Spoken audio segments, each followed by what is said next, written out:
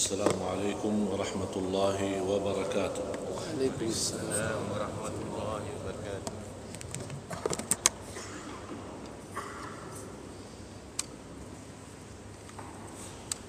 الحمد لله رب العالمين، وأشهد أن لا إله إلا الله وحده لا شريك له ولي الصالحين، وأشهد أن سيدنا ونبينا محمدا عبد الله ورسوله الصادق الأمين. اللهم صل وسلم وبارك على سيدنا محمد وعلى آله وصحبه ومن تبعهم بإحسان إلى يوم الدين. سبحانك لا علم لنا إلا ما علمتنا إنك أنت العليم الحكيم. Maha suci Allah, kami tidak mempunyai ilmu apa-apa, hanya saja apa yang diberikan oleh Allah Subhanahu wa ta'ala. Para hadirin, muslimin, muslimat, mukminin, mukminat yang sama-sama dimuliakan dan diberkahi Allah Subhanahu wa ta'ala. Mudah-mudahan majlis ilmu kita senantiasa mendapat taufik dari Allah, dan mudah-mudahan ilmu yang kita pelajari sama-sama menjadi ilmu bermanfaat, ilmu berguna bagi kita semua dunia akhirat. Amin ya rabbal alamin. Untuk kita sama-sama melanjuti bahasan kita 10 amalan, 10 sebab yang membantu kita mendapatkan jadi cinta Allah dan Allah mencintai kita. Saya kembali bertanya lagi kepada jamaah sekalian, semua kalau ditanya apakah cinta Allah, pasti jawabannya ya. Ini salah satu pertanyaan yang tidak perlu kita tanya. Malah dianggap orang yang bertanya kepada seorang muslim, seorang mukmin dan cinta Allah, dianggap pertanyaan itu aneh. Karena dianggap pertanyaan itu tidak wajar ditanyakan. Mana boleh orang bertanya macam itu. Tapi yang perlu kita bertanya, apakah Allah mencintai kita atau tidak? Sudah saya kasih gambaran bagaimana kalau ada seorang mulia mencintai kita, orang-orang biasa boleh jadi mulia karena yang mencintai kita adalah orang mulia. Boleh kan? Orang kaya raya mencintai kita, kita orang miskin boleh jadi kaya karena orang yang kaya itu mencintai kita. Karena dia saking cinta kita, dia tidak mau menerima kita miskin, dia akan bantu. Ulama pun, kalau ulama mencintai kita, pasti akan membawa ilmu pada kita agar kita menjadi orang yang berilmu, bukan orang bodoh.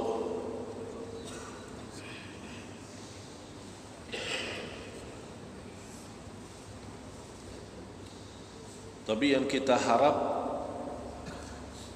Allah mencintai kita, agar karena Allah maha kaya kita jadi kaya, Allah maha mulia kita jadi orang mulia, Allah maha mengetahui kita menjadi orang yang mengetahui. Jadi segala keperluan kita akan diberikan oleh Allah.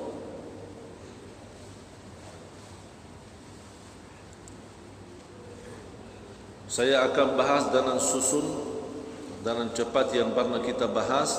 Amalan-amalan ini sudah dijelaskan oleh Imam Ibnul Qayyim rahimahullah di kitabnya Madarijus Salikin. Madarij As-Salikin. Yang pertama adalah membaca Al-Quran dengan tadabbur.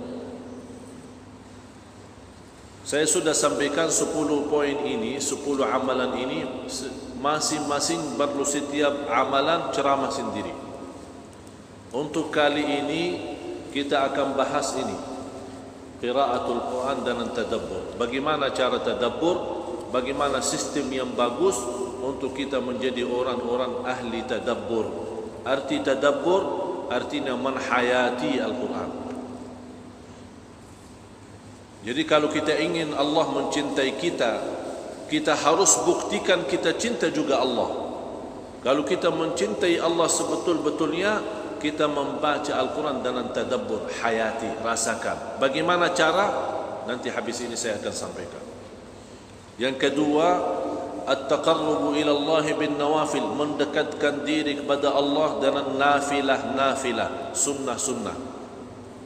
Sesudah fardu. Yang dimaksud nafilah, sunnah bukan salat sunnah qabliyah ba'diyah. Semua yang namanya sunnah bukan wajib, kita mendekatkan diri kepada Allah lewat sunnah itu. Sedekah sunnah, puasa sunnah, salat sunnah qabliyah ba'diyah, duha, qiyamul lail, apalagi qiyamul lail, apalagi. Yang ketiga, terus menerus berzikir, istiqamah atas berzikir kepada Allah Subhanahu wa taala dalam segala hal. Lagi sakit, lagi sehat, lagi di jalan, lagi tidur, lagi bangun tidur, lagi wudu, tidak wudu, menghadapi kiblat, tidak menghadapi kiblat. Ini salah satu ibadah yang boleh dalam apa saja boleh. Dalam keadaan apa saja boleh.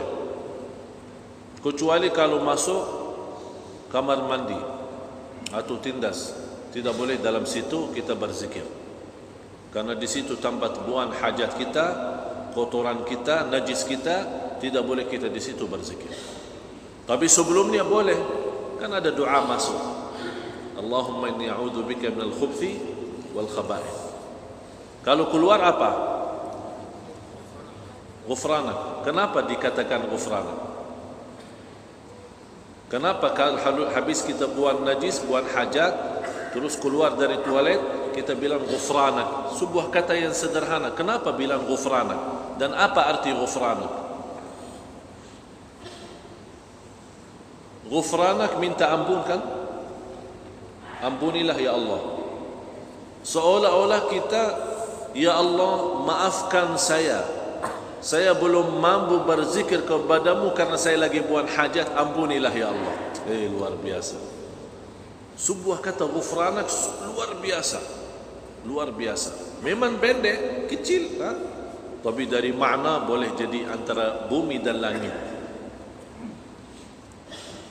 Oleh karena itu, bagi orang saleh, kalau dia buang hajat itu karena tidak sempat berzikir, karena kebiasaan mereka terus zikir.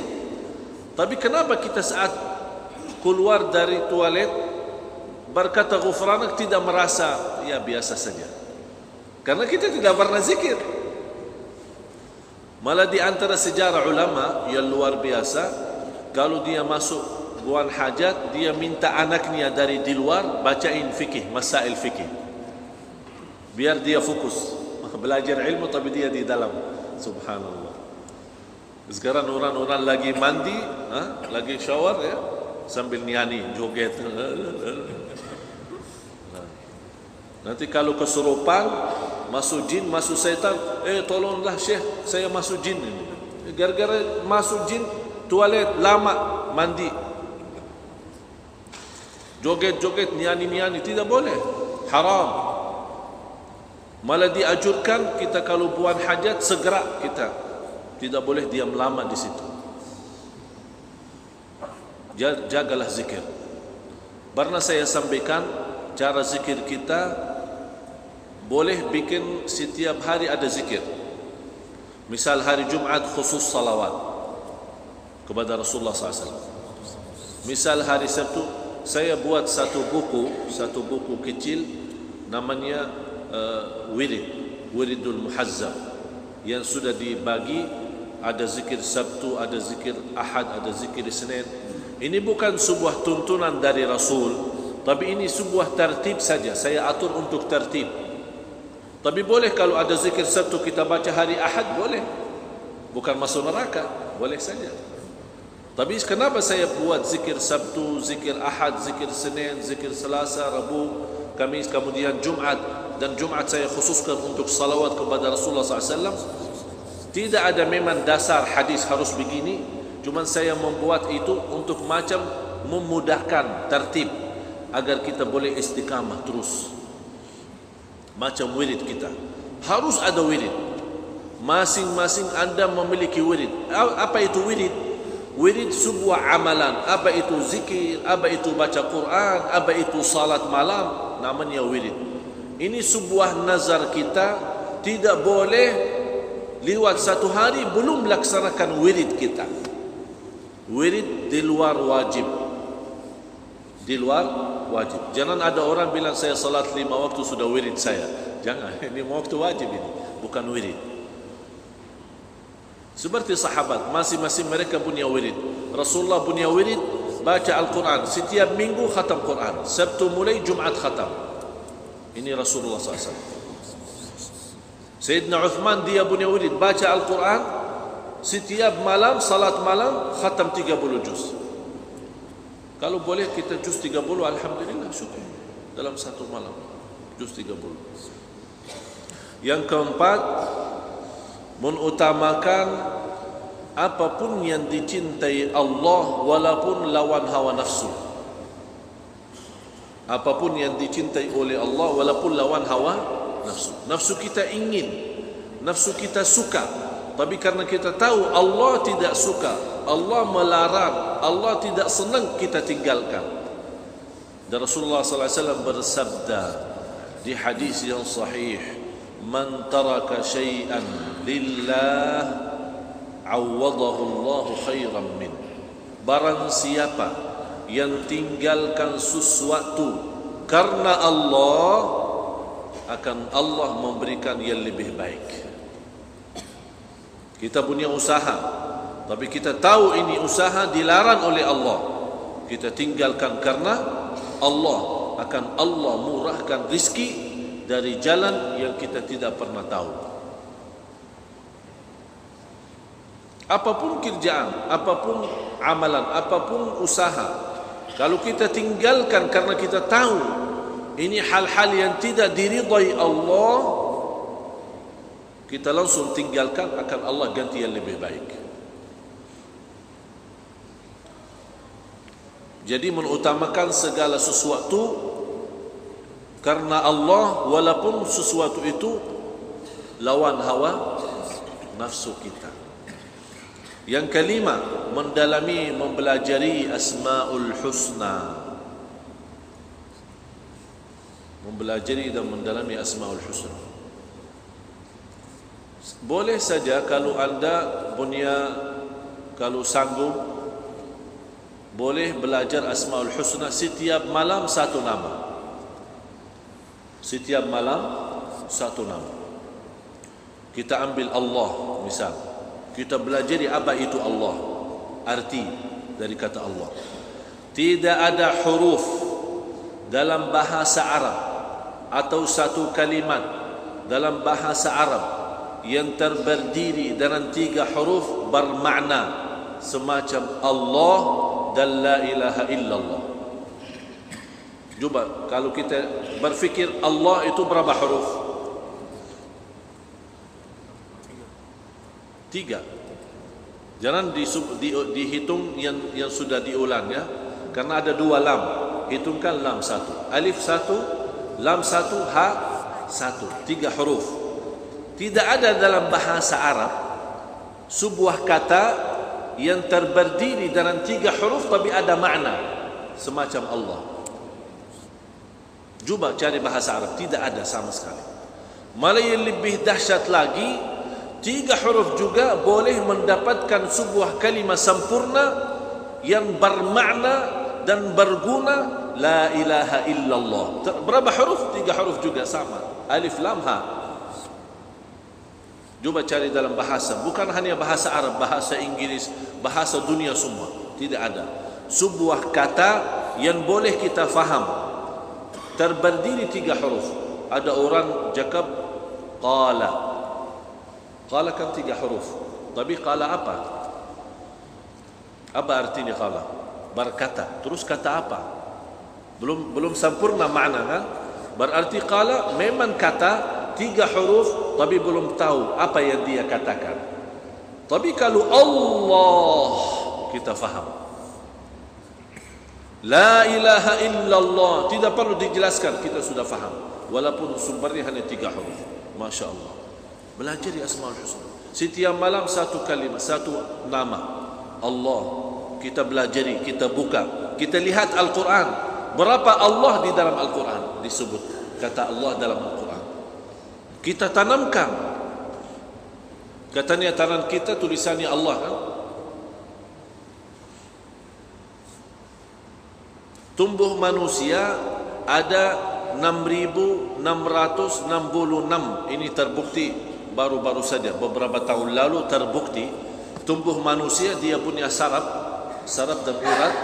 Jumlah saraf dan urat 6.666 sesuai jumlah ayat Al-Quran 6.666. Apa hikmahnya? Seolah-olah setiap saraf kita punya satu ayat Quran. Oleh karena itu orang saleh kalau baca Al-Quran tersentuh hati dan badannya. Kalau kita baca Al-Quran tidur, belum nyambung, dia punya saraf tak sama, tak masuk ke sana. Wala haula wala quwwata, musibah. Umat Islam tidak pandai baca Quran.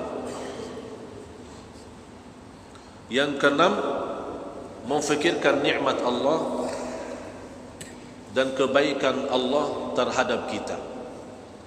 Saat kita lagi kecil, saat kita lagi dewasa, saat kita lagi terus kita hayati. Fikirkan nikmat Allah. Nikmat mata, nikmat lidah, nikmat telinga, nikmat tangan, nikmat kaki. Terus rasakan nikmatnya. Wa amma bi ni'mati rabbika fahaddith. Yang ketujuh, rindahkan hati. Kemiskinan kalbu, kehinaan nafsu karena Allah. Saya kasih gambaran. Kalau kita bersujud kepada selain Allah, rasanya apa?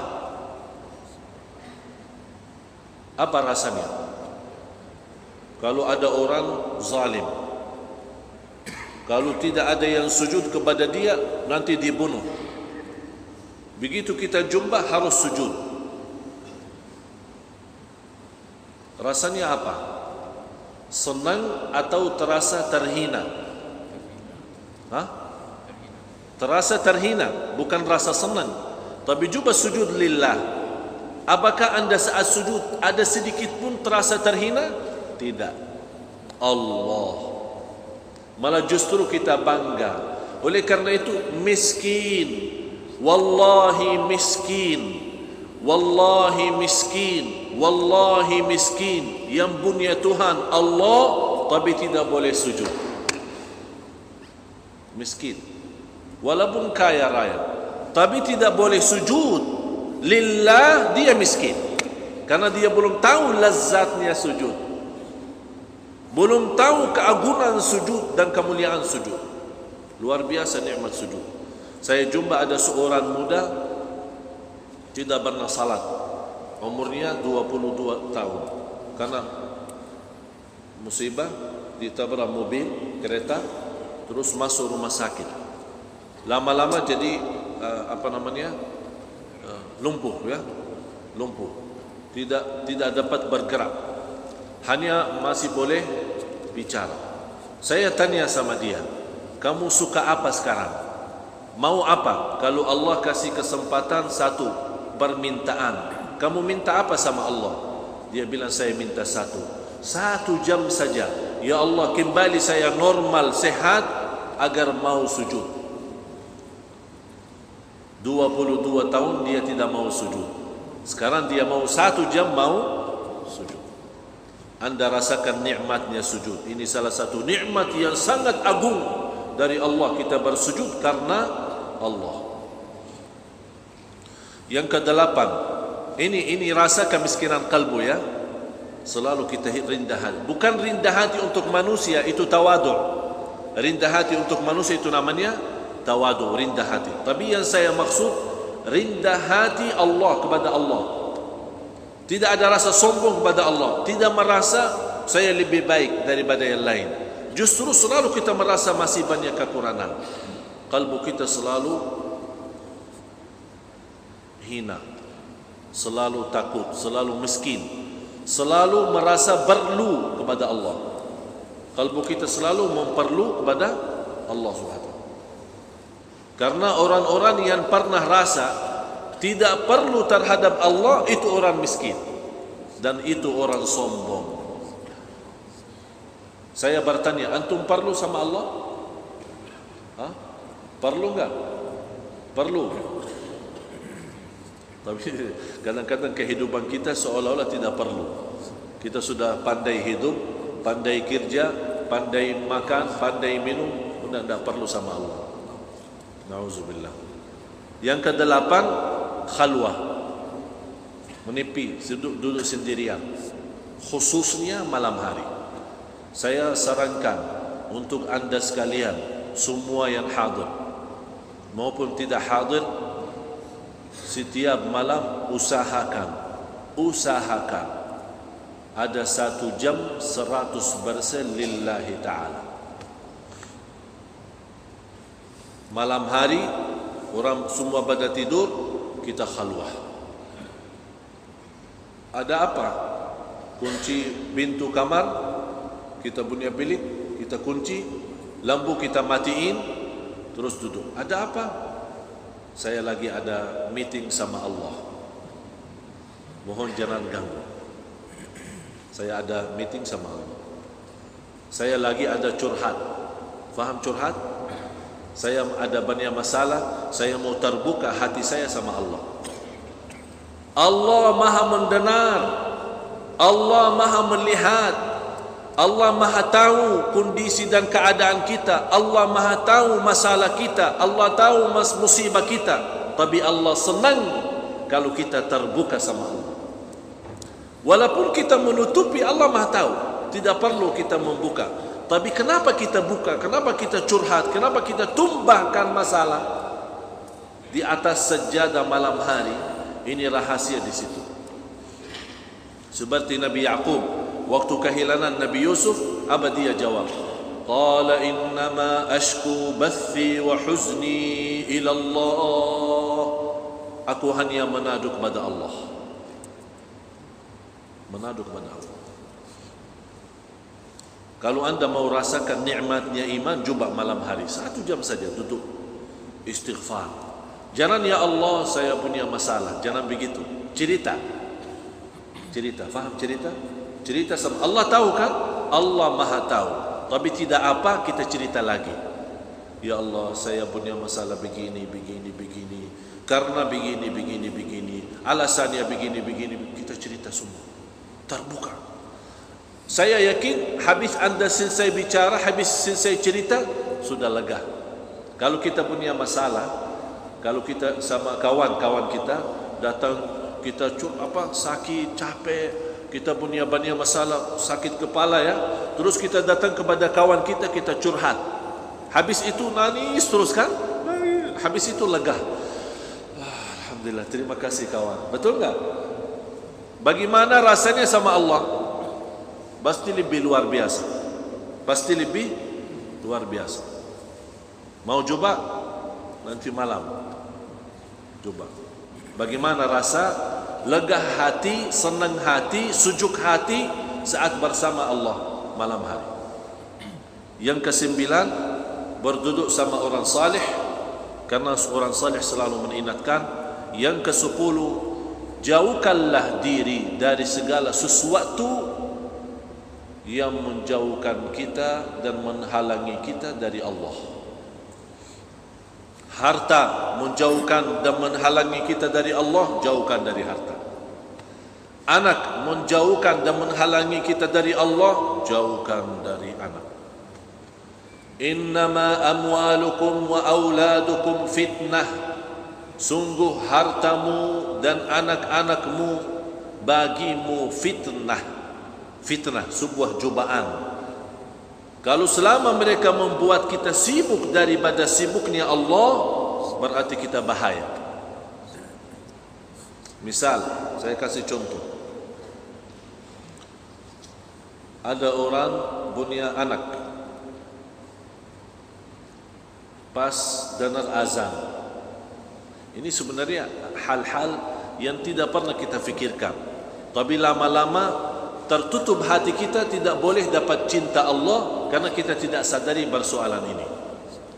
Kita punya anak, pas danan azan datang anak, ayah saya sakit. Oh, sakit apa?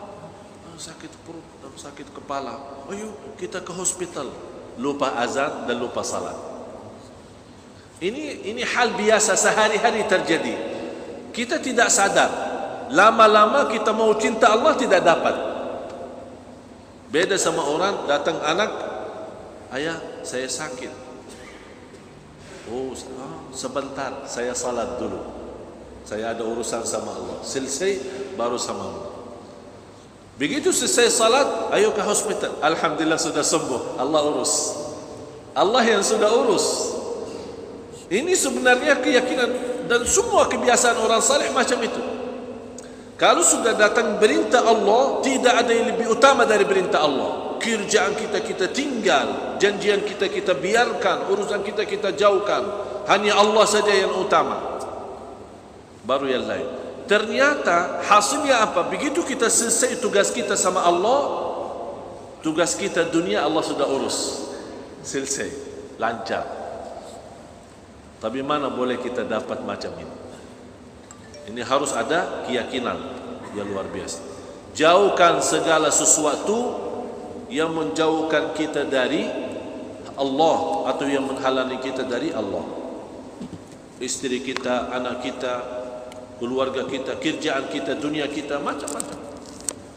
Sekarang salah satu yang membuat kita sedih, kalau lagi tawaf, ini sekarang kita lihat di Makkah, orang lagi tawaf, sambil tawaf dia bawa kamera. Dia syuting jam yang tertinggi sekarang di dunia.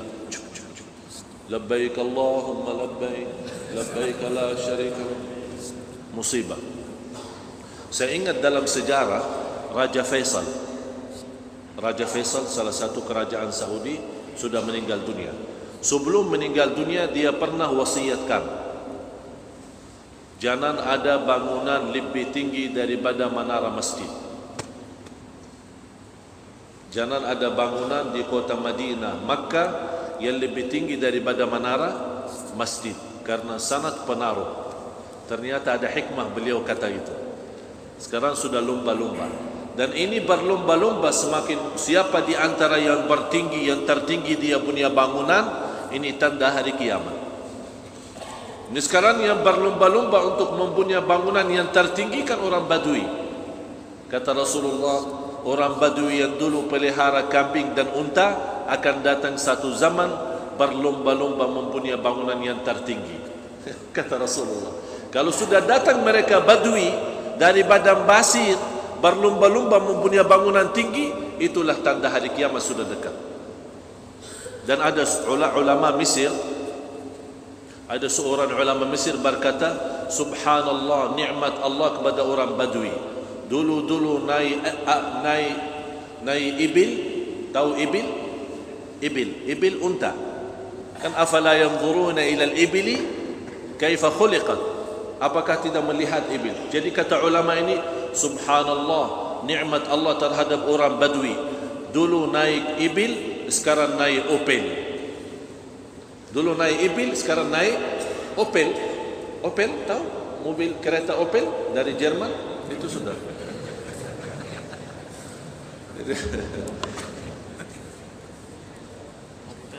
Opel ya.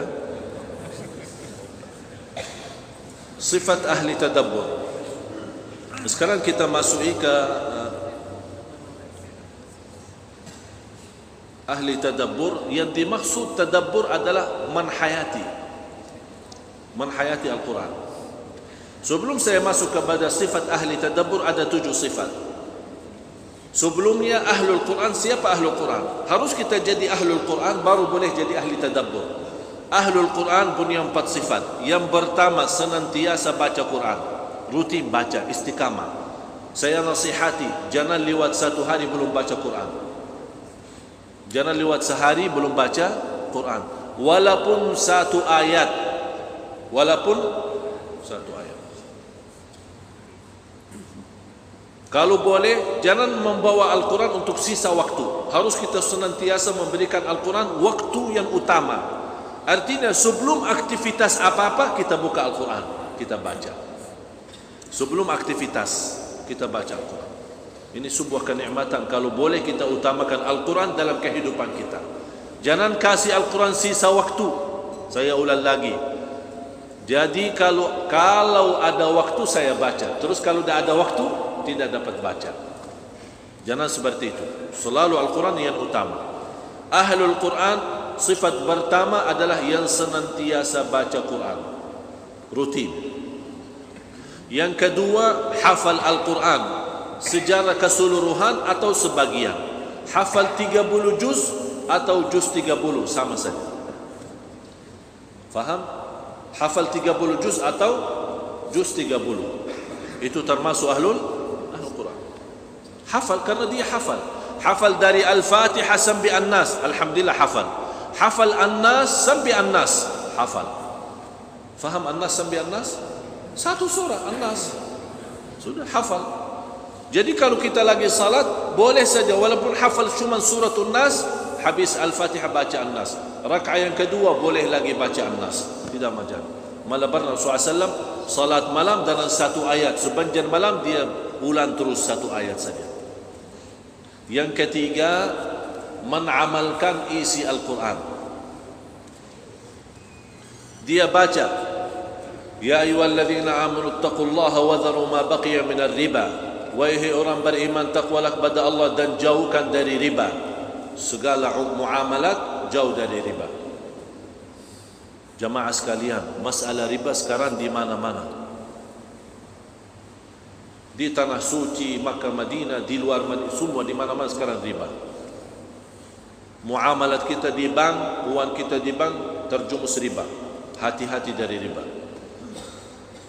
Rasulullah bersabda, riba, dosa riba yang paling rendah. Dosa riba yang paling, riba itu ada macam-macam. Riba yang paling rendah adalah seorang berzina dengan ibunya sendiri 37 kali. Riba yang rendah, seorang berzina dengan ibunya 37 kali. Coba bayangkan, luar biasa. Terima kasih.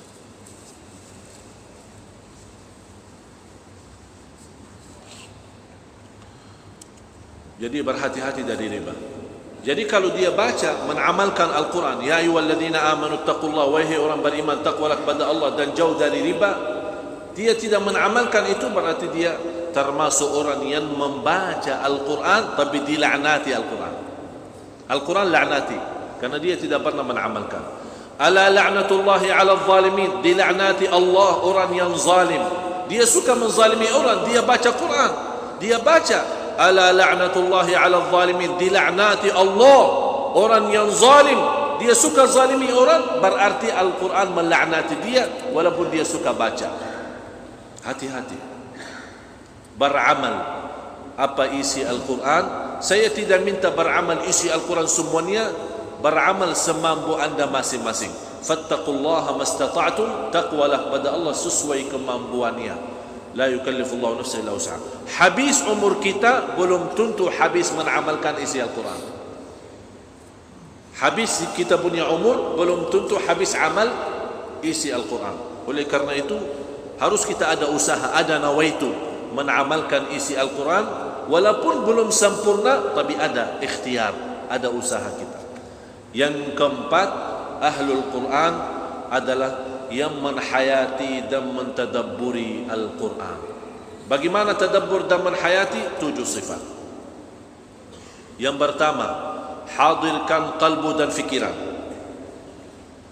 Sebelum, biar kita takut masuk Isa, sebelum saya masuk ke 7 sifat, saya bawakan beberapa ayat.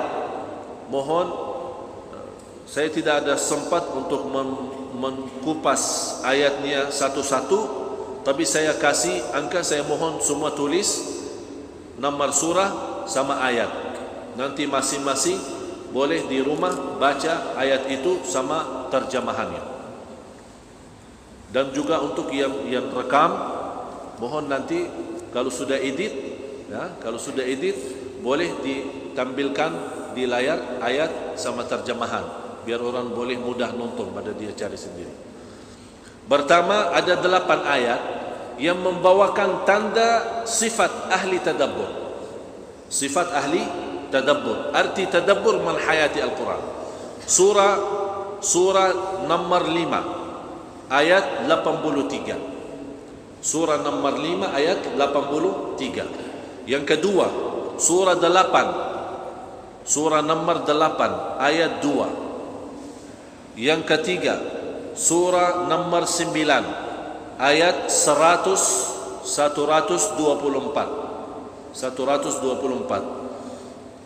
Yang keempat, surah 17 ayat 107 sampai dengan 109.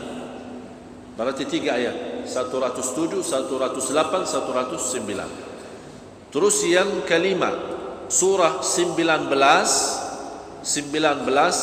ayat 58. Yang keenam, surah 25 ayat 73. Surah 25 ayat 73. Yang ketujuh, surah 28 ayat 53.